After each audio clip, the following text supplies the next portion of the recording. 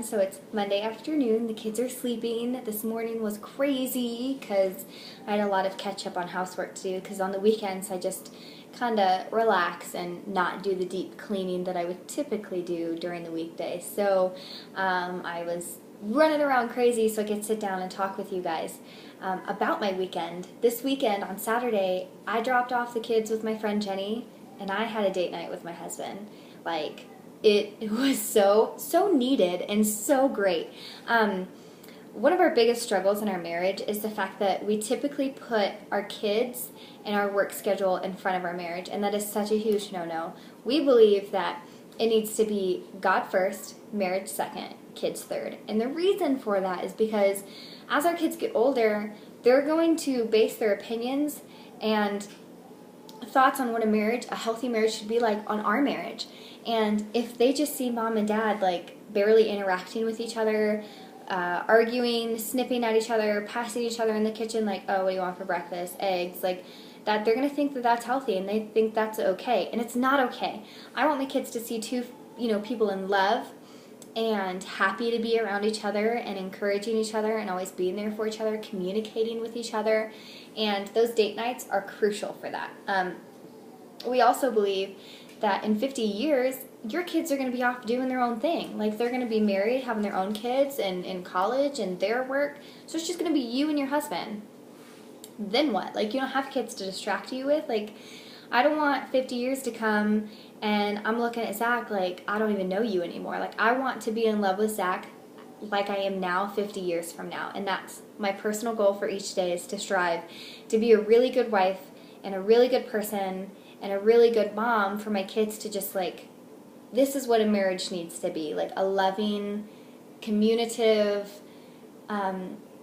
passionate relationship, like it is, like it should be. So during our date night, I kind of was looking at my husband like, wow, we've really come a long way, because the way we started is not the way that we are now.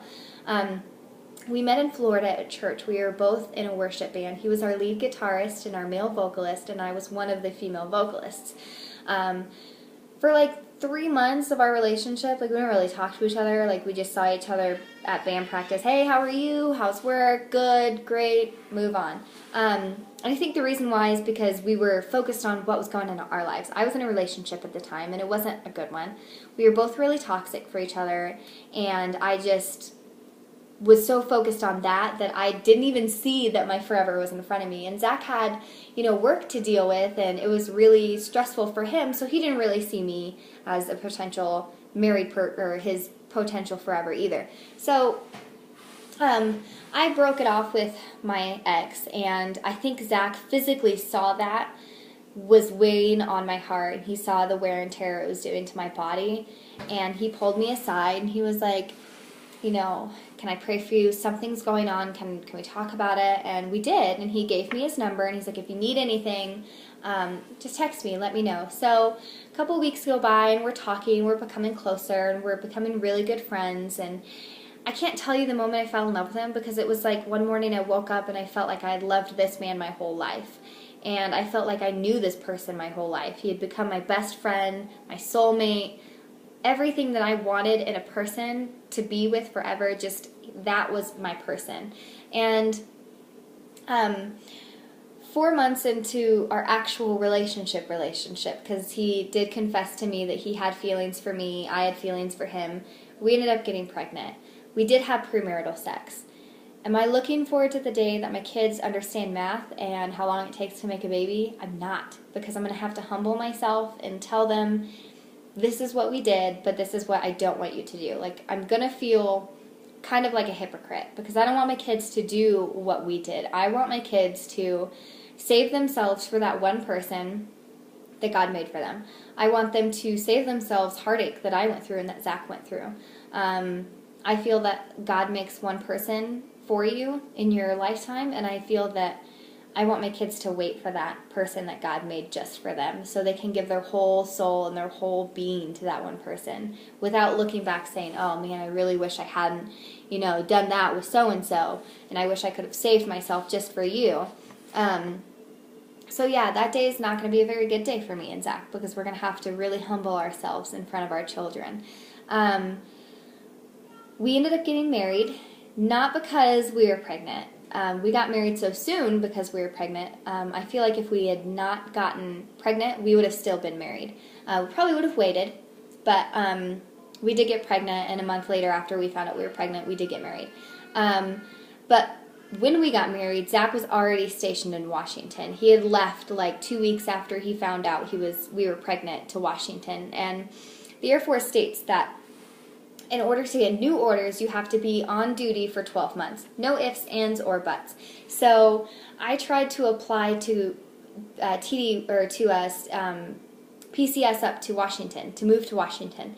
And the Air Force denied that because they didn't have any slots for me for medical logistics. And our situation was really unique. Zach needed to go to an Air Force base that was connected to an Army base. But I needed to go to an Army base, or to an Air Force base that had room in medical logistics.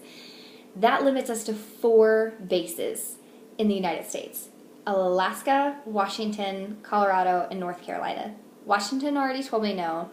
So we applied for those 3 bases, and we got Colorado. But when we got it, it was a year out, and we'd already been separated for 6 months. So when I say that we were separated, it wasn't by choice. We weren't having issues like we couldn't stand each other or marital issues. We would have loved to have lived together sooner, but we just physically couldn't because the Air Force just couldn't allow it. So when we finally did move in together in Colorado, we had to learn how to, be newlyweds all over again, because during that year and a half of separation, we were really good at communicating because that's all we had. We had to communicate with each other in order for this relationship to work.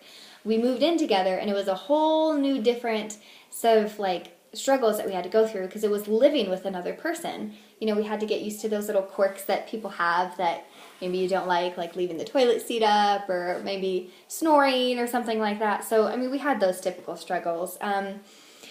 But I think our main issue was the fact that we typically put our kids and work in front of each other.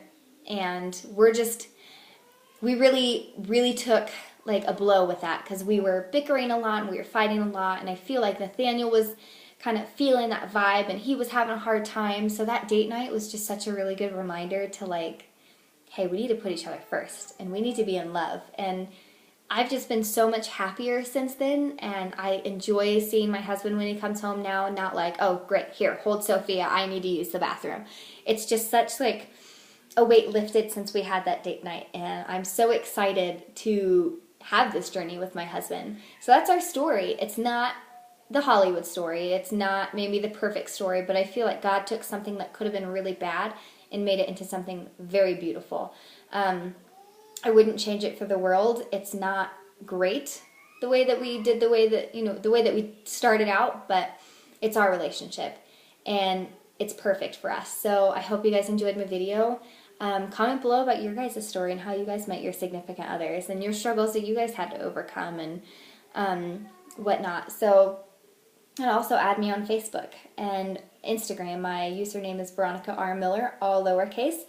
Our family's going through a lot of changes here soon, but they're all such good changes, so bear with me. Be with me during this journey, and I'm really excited to share it with you guys. So I hope you guys have a great Monday and a great week. I will hopefully make a video in the next couple days because I have a lot of things to tell you and look forward to. So I will talk to you guys later. Bye.